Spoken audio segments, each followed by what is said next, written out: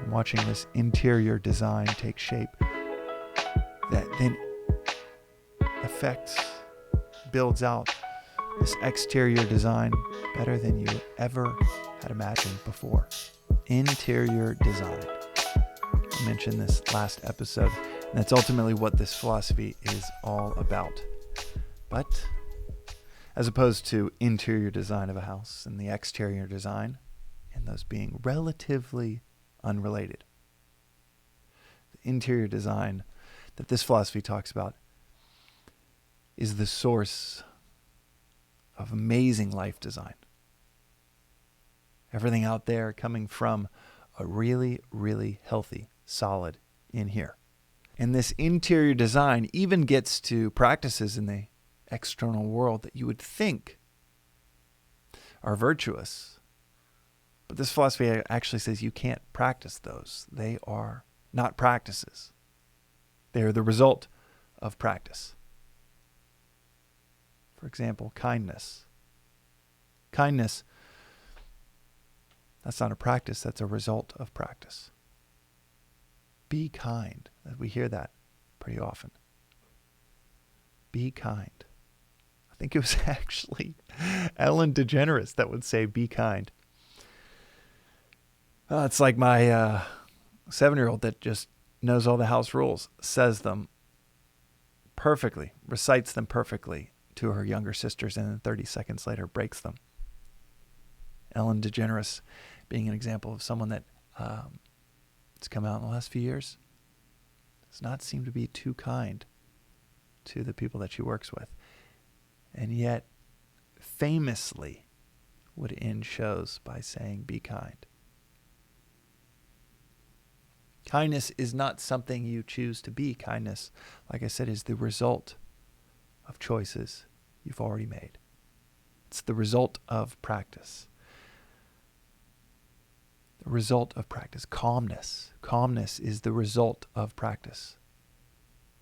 Being calm is not something you choose to be. It's the result of choices you made way before the moment you might find yourself in where you're trying to tell yourself to be calm. Kindness and calmness. These are the results of clarity. They're the results of proper identification. They are the results of eliminating desire. But how do we eliminate desire? What does this philosophy say? If that's the goal that we want to be, that we want to arrive at, if we want to be kind, if we want to be calm, if that is the goal, if you take me at my word, and I never recommend taking anyone at their word, everything should flow through your own analysis, rational, reasonable, analytical thought. But if you can't, if that is the result, and you can't just choose to be calm, but if you're pursuing a life where you want to be calm, where you recognize and you want to be kind, this philosophy says that, like I said, it is the result of clarity. It's the result with proper identification, who you really are. It's also a result of elimination, chipping away at desires. Because someone filled with desire will never be calm. They might have these brief moments of calm when they satisfy a desire, but ironically, it's not the desire that made them calm. It's the cessation of that desire that gave them that temporary calmness. The brand new car arrives, the package from Amazon hits the doorstep and you're opening it. That other person says yes. You finally get that scoop of ice cream. It's the cessation. It hits your tongue after 15 minutes of waiting. It's the cessation of that desire that provides that calmness. So imagine not just waiting for 15 minutes for that scoop of ice cream. Imagine having 100, 1,000, 10,000 desires all at once, juggling all of them. As one of my friends and mentors, Naval Ravikant, famously has said, that desire is a contract you make with yourself to be unhappy until you get what you want. Desire is a contract to be unhappy with yourself. You sign it, and we sign it all day long. I'm going to be unhappy until I get that. I'm going to be unhappy until I get that. And so imagine a life with 10,000 desires. The opposite of calmness. The opposite of being able to be a reservoir of peace within your household or within your community. So, this philosophy says it's through elimination of desire we arrive at that place of peace or calmness. Kindness, when it's manipulation, when it is transactional, I'm going to do this so that I can get that, that's not kindness, that's just self-interest. Clothed in some type of behavior that you might be able to pass off as kindness, but really you're just doing it for yourself. Real kindness, real love, these are the results of practice. And the practice, like I said, is elimination of desires. So how does one eliminate desires? What does this philosophy say about eliminating desires? It's crystal clear. It's through knowledge of the self. Knowledge of the self. Knowledge of who we truly are. And if this is your first or fifth episode, you're like, what the hell does that mean? Knowledge of the self. This philosophy it's a handful of different words for it. Advaita Vedanta, Sanatana Dharma, Jnana Yoga. It's one of the quirks of the Sanskrit language is they'll toss 7 different words for the same thing. The common thread between them all, the common thread throughout the different practices, is a single practice each day, and that's to study and reflect on the words of the masters. Could be the Upanishads, it could be Vedanta treatise, it could be the Gita, it could be St. Augustine, it could be Christ, it could be Lord Buddha, it could be Socrates. But the words of the masters, study and reflection on them daily. Study and reflection on either what is or what is pointing to what is. That is study and reflection on the knowledge that ultimately eliminates desires. So how does it, to connect those two, to round out this reflection, how does it eliminate desires?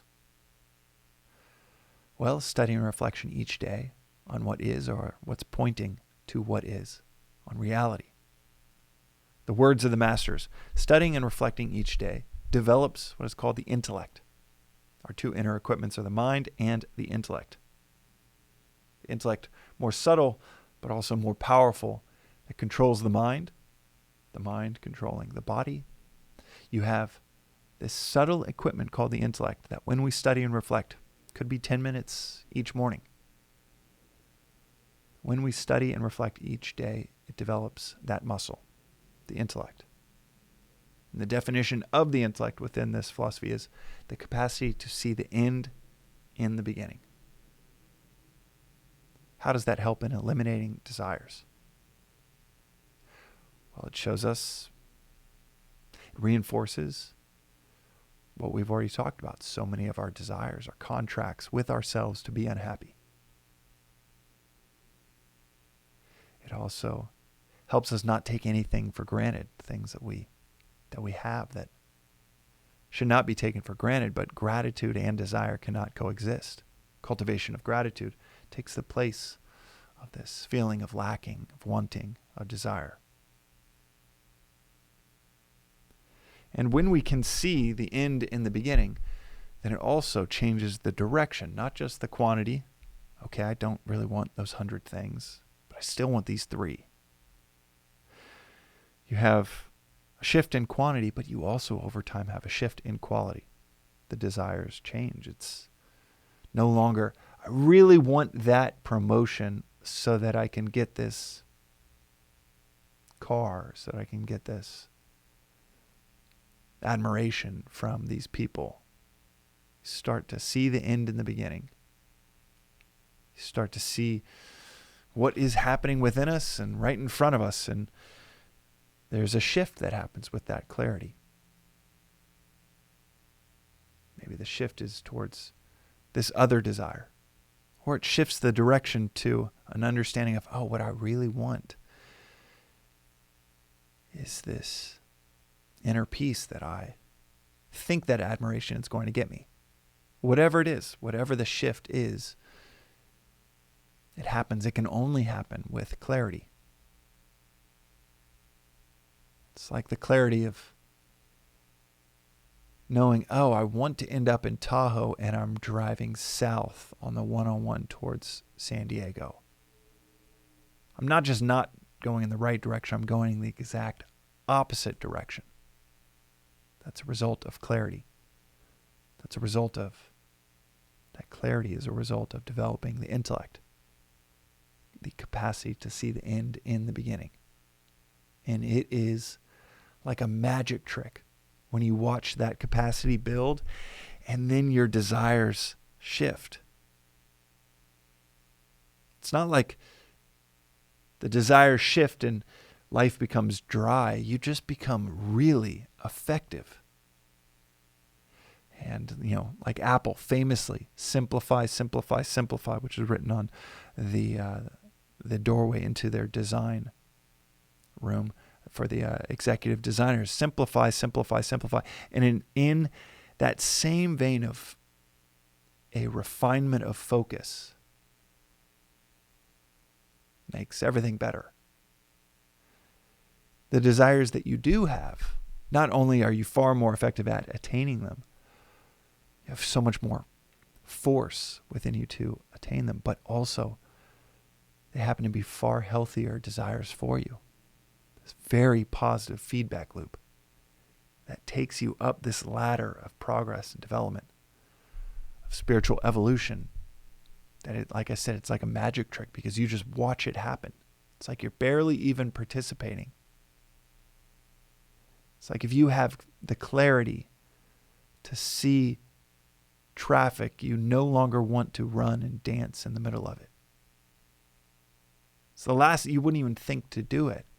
And then you look at your previous self and like, man, metaphorically, 10 years ago, I would totally just run into that traffic, take on all of those problems in my life, having no clue that I was electing all of that risk or all of those problems, all of that drama. And you're like, wow, I can't even believe I'm this person now that not only has a much better life than I ever had, everything starts going in all the right directions that you want them to go. You start to get the things that you really want, not the things that you previously craved that were symbols of what you really wanted. But all the while, you're just kind of watching it play out with this study and reflection on a daily basis, reorienting you. It is so profound. And the profundity of it is only matched by the simplicity of the practice of study and reflecting on a daily basis. And watching this interior design take shape that then affects, builds out this exterior design better than you ever had imagined before. All coming from this inner calmness or this outer kindness you just watch as natural progressions and natural results of that interior design, of that simple daily study and reflection. That's today's reflection on the Daily Vedantic. We'll see you next time.